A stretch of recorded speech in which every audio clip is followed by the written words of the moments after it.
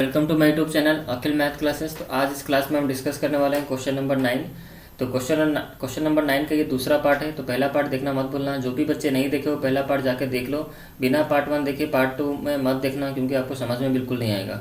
ठीक है, तो पार्ट 1 देखो, मैंने अच्छा कॉन्सेप्ट समझाया 9 नंबर का। उसके बाद पार्ट 2 देखना।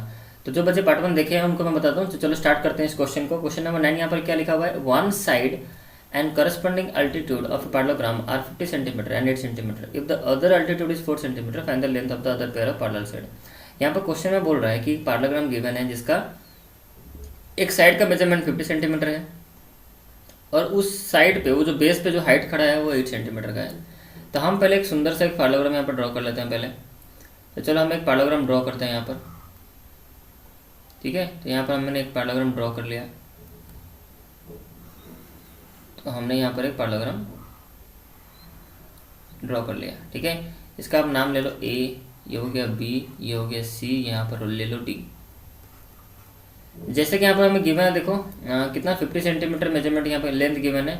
मतलब जो एक साइड का, मान लो ये वाला 50 सेंटीमीटर है, ये अगर 50 सेंटीमीटर है तो ये भी 50 सेंटीमीटर होगा।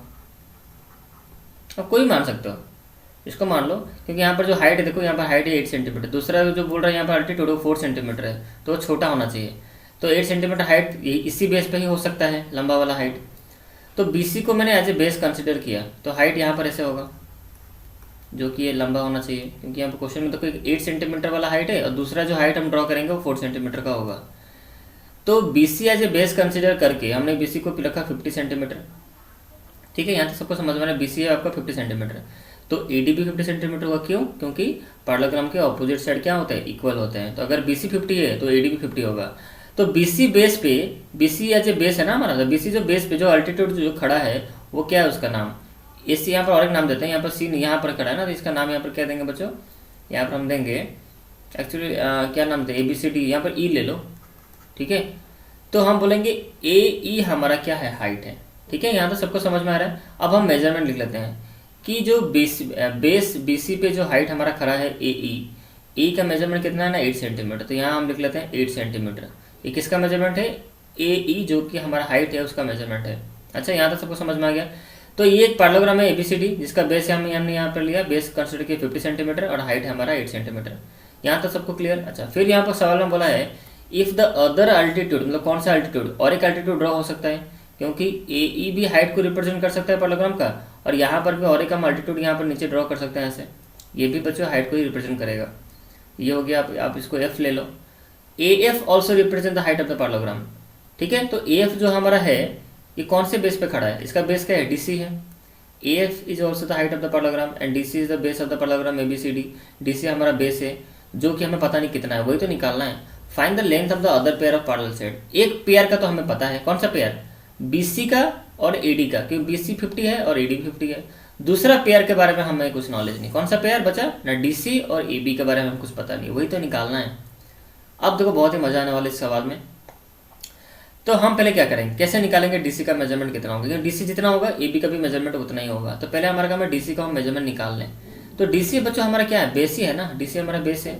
DC जो बेस है उसको, इस बेस पे कौन सा हाइट खड़ा है, AF जो हमारा हाइट खड़ा है उसका मेजरमेंट कितना गिवन है यहाँ पर, 4 सेंटीमीटर।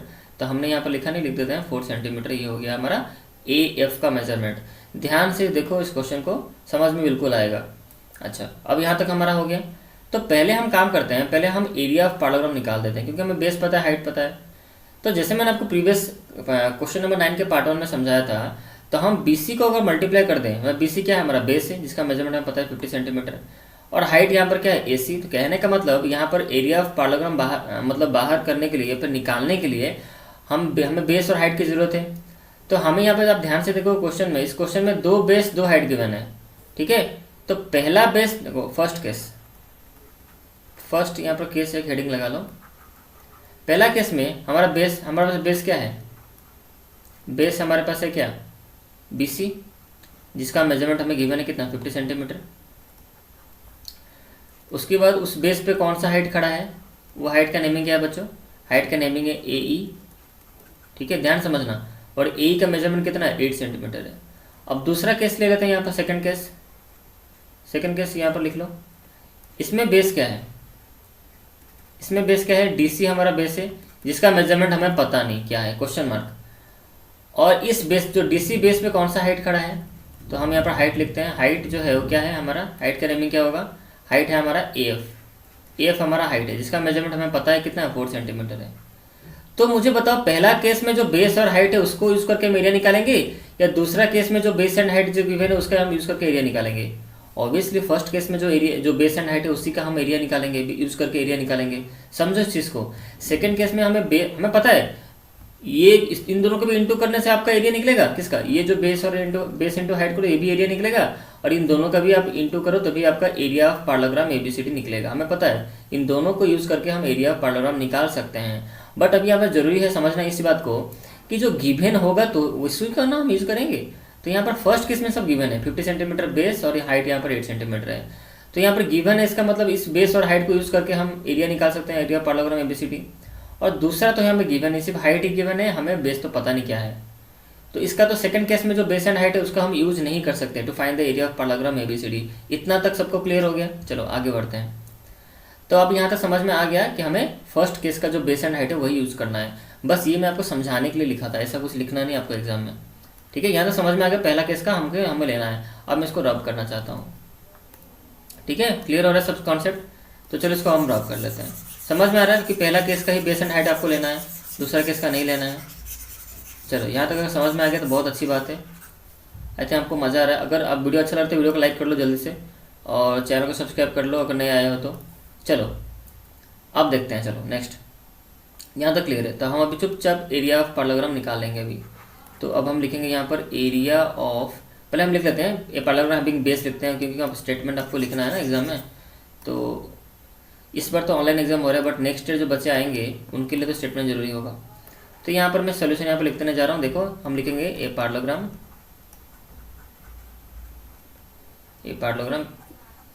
एबीसीडी, जो पैरेललोग्राम है हमारा एबीसीडी, पैरेललोग्राम एबीसीडी हैविंग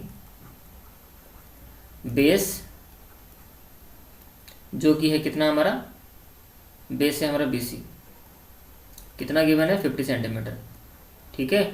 अच्छा हाइट कितना गिवन है हमें, हाइट का मेजरमेंट ले लो, जो मेजरमेंट बोल रहा हूँ नेमिंग क्या होगा यहाँ पर हम लेंगे ए हमारा हाइट है, इसका हो गया आपका मेजरमेंट 8 सेंटीमीटर गिवन है। अब बड़े आराम से हम यहाँ पर एरिया निकाल लेंगे। Area of parallelogram ABCD equal to, formula डालो, base into height, base into height. Base कितना है बच्चों हमारा 50 सेंटीमीटर, लिख लो यहाँ पर, यूनिट दे दो नहीं तो। हाइट कितना है 8 सेंटीमीटर। इसको आप सॉल्व करो, कितना आंसर निकलेगा 400 सेंटीमीटर स्क्वायर। ये हो गया हमारा एरिया ऑफ पैरेललोग्राम एबीसीडी का। ध्यान से देखो इस चीज़ को, अभी यहाँ पर समझने वाला है। अब हम यहाँ पर देयरफॉर करके इस चीज़ को भी लिख सकते हैं, area of parallelogram ABCD, area of parallelogram ABCD equal to कितना लिखे हम 400 सेंटीमीटर स्क्वायर। यहाँ तक सबको क्लियर हो चुका है आई थिंक। तो अब हमें एरिया ऑफ पैरेललोग्राम पता हो चुका है 400 सेंटीमीटर स्क्वायर। अब देखो ये जो वैल्यू है 400 सेंटीमीटर स्क्वायर, अब सेकंड केस का जो बेस है और हाइट था उसको भी मल्टीप्लाई करने से यही वैल्यू निकलेगा। मैं आपको समझा चुका हूँ पार्ट 1 में कि एरिया का जो वैल्यू उस पर कोई परिवर्तन नहीं आएगा, उस पर कोई चेंजेस नहीं आएगा। अब बेस और हाइट अलग अलग हो सकता है, बट एरिया का जो वैल्यू है 400, यहाँ पर जो निकल के आया एरिया कितना वैल्यू निकला 400 सेंटीमीटर स्क्वायर, इस पर कोई चेंजेस नहीं, ये उतना ही रहेगा वैल्यू। आप चाहो बेस एंड हाइट चेंज हो सकता है। तो अब एरिया पैरेललोग्राम एबीसीडी कितना है 400 सेंटीमीटर स्क्वायर, तो इसी चीज़ को हम यहाँ पे यूज़ करने वाले हैं। अब हम यहाँ पर नीचे लिखने वाले हैं नेक्स्ट, यहाँ पर देन करके लिखो या फिर कुछ भी लिखो, देन अब हम यहाँ पर नेक्स्ट स्टेप करने वाले हैं एरिया ऑफ पैरेललोग्राम जो हमारा कितना निकला, एरिया ऑफ पैरेललोग्राम एबीसीडी लिख लेते हैं यहाँ पर, area of parallelogram ABCD equal to 400 centimetre square. अब इस चीज़ को ध्यान से देखने वाली बात है, ध्यान से समझना है चीज़ को। Area of parallelogram equal to क्या लिखा हमने 400 सेंटीमीटर स्क्वायर। तो एरिया ऑफ जो पैरेललोग्राम है एबीसीडी ये हमारा एलएचएस है, और बच्चों ये हो गया हमारा आरएचएस। तो अब एरिया ऑफ पैरेललोग्राम को जो फॉर्मूला है क्या है, बेस इंटू हाइट। हम यहाँ पर क्या लिखेंगे, नीचे लिखेंगे एरिया ऑफ पैरेललोग्राम का फॉर्मूला क्या है, बेस इंटू हाइट। क्या लिखेंगे हम यहाँ पर, base into height equal to कितना है 400 सेंटीमीटर स्क्वायर, ठीक है। अब यहाँ पर ध्यान से सुनो जो मैं बोलने वाला हूँ। यहाँ पर जो बेस और हाइट का अब हमें यहाँ पर नहीं लिखना बेस और हाइट, कौन सा बेस और हाइट यूज़ करना है हमें। तो अब हमें फर्स्ट केस का मतलब ये जो बेस और ये हाइट का वैल्यू हमें यूज़ नहीं करना है, ये बेस और ये हाइट का वैल्यू तो हमें पता ही है। ये बेस और ये हाइट का जो नेमिंग है BC और AE, अब हम यहाँ पर BC इंटू AE नहीं लिखने वाले। हम जो अदर जो हमारा बेस और हाइट था, कौन सा, DC था हमारा और AF था, ये DC हमारा बेस था और AF हमारा हाइट था, वो हम यूज़ करने वाले हैं। सेकंड केस का जो मैं आपको समझाया था, सेकंड केस का बेस और हाइट यूज़ होगा यहाँ पर, क्योंकि एरिया दोनों, अब दोनों से एरिया निकालो, दोनों का एरिया सेम ही निकलेगा। आप इसका नेमिंग यूज़ करो फिर उसका नेमिंग यूज़ करो, दोनों केस में एरिया आपका वैल्यू तो कोई परिवर्तन नहीं आएगा ना, 400 सेंटीमीटर स्क्वायर ही होने वाला है। मुझे पता है कि जो अगर मैं DC यहाँ पर लिखूँ जो बेस, और जो हाइट क्या है हमारा बच्चों, सेकंड केस में हाइट क्या था, AF था ना हमारा नीचे वाला, हाँ ये था हमारा AF।